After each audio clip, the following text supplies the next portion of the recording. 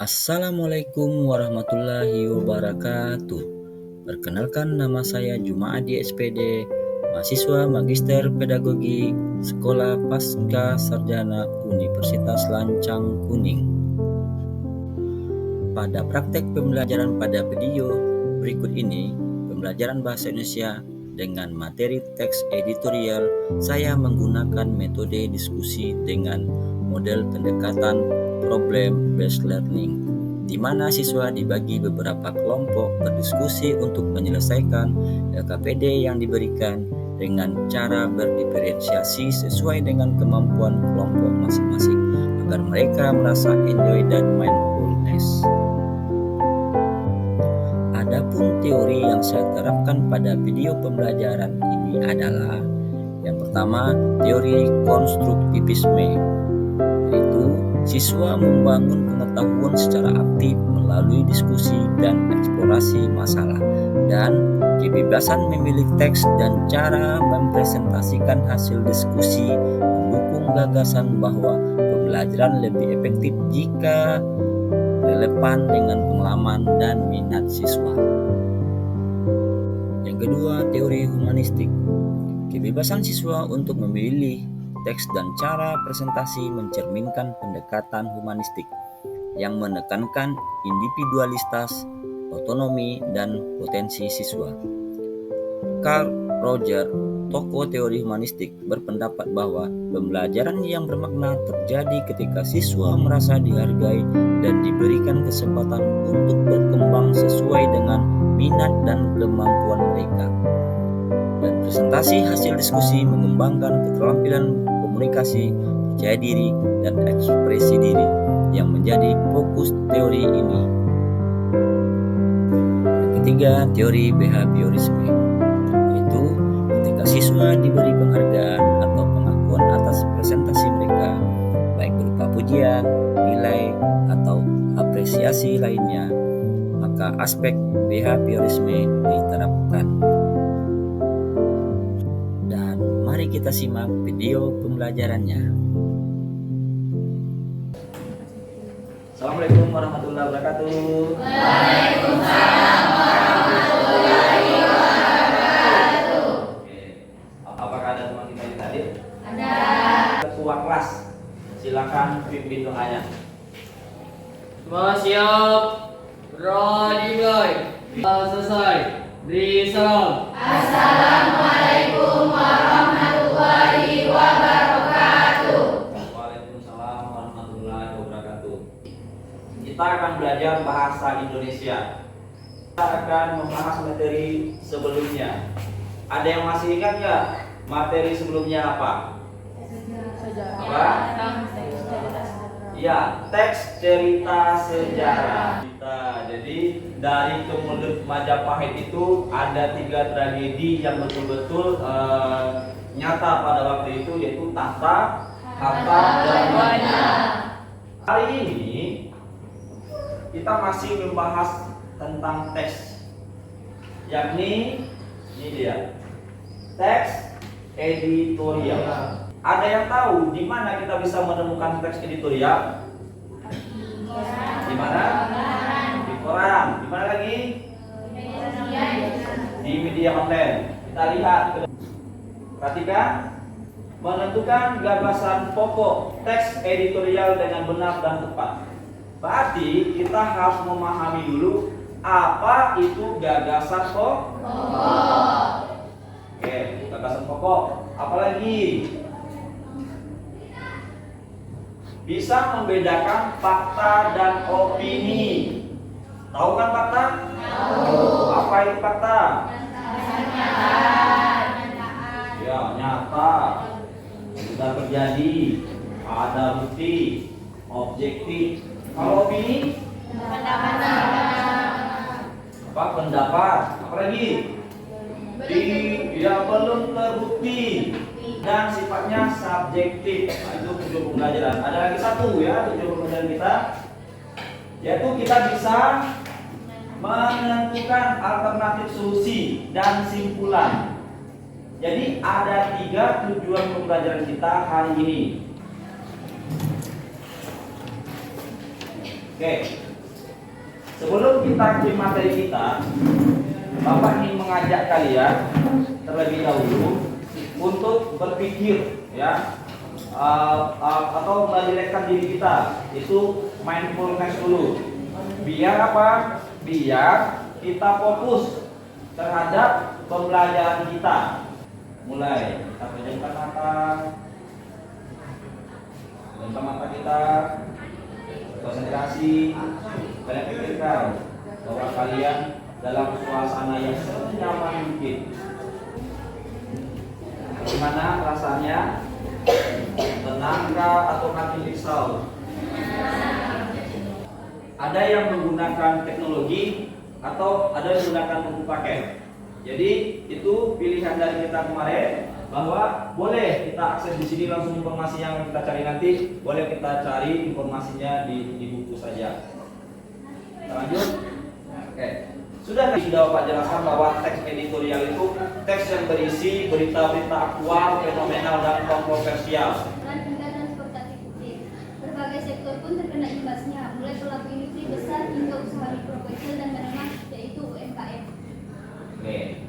Nah, ini sebuah, perhatikan dan perhatikan sekali editorial berikutnya. Ini jadi pembelajaran kita hari ini dari 3 tujuan pembelajaran nanti akan Bapak beri LKPD, akan dibahas di diskusi kita yang sudah Bapak tentukan kelompoknya. Oke, silakan bentuk kelompoknya yang sudah Bapak tentukan, buat kelompok, akan Bapak berikan LKPD, dan setelah itu kita akan diskusikan dan kita presentasikan ke depan.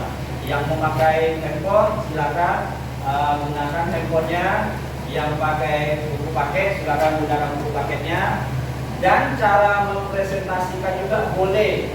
Ada yang mempresentasikannya yang pakai proyektor nanti, atau boleh menyampaikan presentasinya itu pakai teks, dibaca aja. Kalau tidak bisa mempresentasikan pakai teks, boleh dikumpul saja. Paham? Oke, silakan bentuk kelompoknya.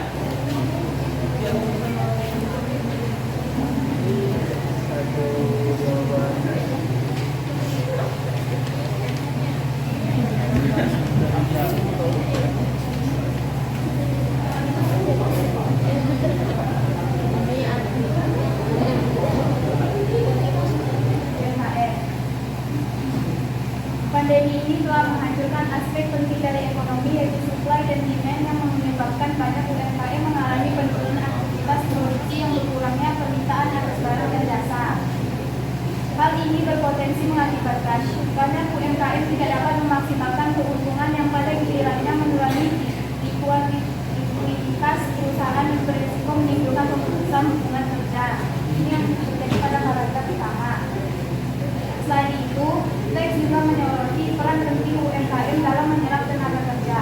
Di Indonesia, di mana UMKM saya dianugerahi perwakilan dari kelompok 5 akan membacakan hasil diskusi kami mengenai UMKM tak mati karena pandemi.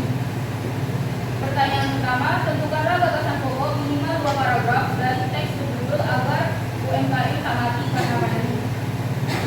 Dampak pandemi COVID-19 terhadap sektor ekonomi dan bisnis sangat dalam karena pandemi telah menghancurkan sisi terpenting ekonomi, yaitu suplai atau penawaran dan demand atau permintaan. Berbagai sektor pun mengalami dampak, termasuk usaha menengah kecil dan mikro atau yang disebut sebagai UMKM. Di masa pandemi ini menjadi sebuah keharusan bagi pemerintah untuk menjaga sektor perekonomian dan UMKM dari keterpurukan yang semakin dalam dengan berbagai instrumen kebijakan, sehingga UMKM dapat berjalan dengan baik dan menghindari terjadinya PHK. Pertanyaan kedua, identifikasikanlah fakta dan ekonomi yang terdapat pada teks berjudul agar UMKM tak mati karena pandemi. Fakta yang pertama, berdasarkan data Kementerian Koperasi dan UMKM, sebanyak 98% usaha pada level mikro atau sekitar 63 juta terkena dampak pandemi COVID-19. Fakta yang kedua, UMKM yang terhubung dengan ekosistem digital baru 13% atau sekitar 8 juta, sehingga 87%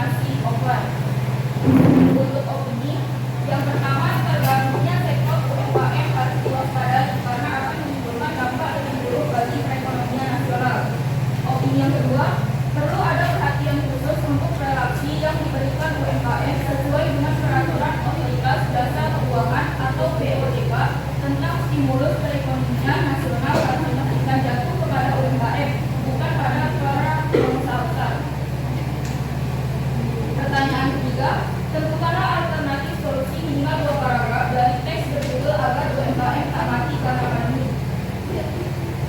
Solusi yang pertama, untuk membantu UMKM pulih dari dampak pandemi COVID-19, pemerintah perlu memastikan bantuan keuangan benar-benar sampai ke usaha kecil, bukan hanya ke pengusaha besar. Dengan memperjelas proses pembagian bantuan, UMKM yang paling membutuhkan bisa mendapatkan dukungan yang mereka perlukan untuk bertahan. Lalu untuk solusi yang kedua, pemerintah harus fokus pada pelatihan digital untuk UMKM. Dengan bekerjasama dengan platform online, UMKM bisa belajar cara membuat produk mereka secara online. Ini akan membantu mereka menjangkau lebih banyak pelanggan meskipun ada pembatasan sosial. Dengan ini diharapkan UMKM bisa bangkit dan terus berkontribusi pada penyerapan tenaga kerja dan pemulihan ekonomi. Pertanyaan yang keempat, tentukanlah kesimpulan yang terdapat pada teks berjudul agar UMKM tak mati karena pandemi. Kesimpulan yang kami dapatkan dari teks UMKM tak mati karena pandemi adalah bahwa pandemi COVID-19 memberikan dampak besar terhadap UMKM yang sangat rentan dan berperan penting dalam perekonomian nasional. Untuk membantu UMKM bertahan dan pulih, pemerintah perlu memastikan bantuan tepat sasaran dan mendukung digitalisasi agar UMKM dapat beradaptasi dengan perubahan pasar. Terima kasih.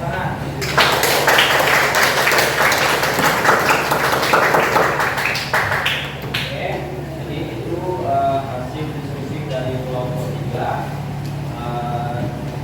Untuk kelompok yang lain, silakan tugasnya dikumpul ke depan. Ya.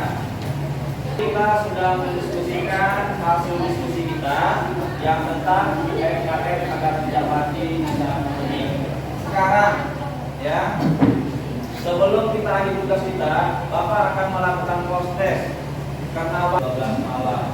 Jadi di saat masuk berikutnya, Bapak akan menyampaikan nilai-nilai dari apa yang kalian pelajari hari ini. Paham? Nah, sekarang untuk menutup kegiatan kita, Bapak minta refleksi dari kalian bagaimana pembelajaran hari ini. Bapak minta dari kelompok 1, silakan berdua. Oke, silakan. Dari pembelajaran hari ini, saya merasakan hari ini pelajarannya sangat seru, senang, kemudian mendapatkan ilmu, mengetahui apa itu gagasan pokok, kemudian tahu fakta dan opini, dan semakin paham apa itu teks editorial. Oke, tepuk tangan.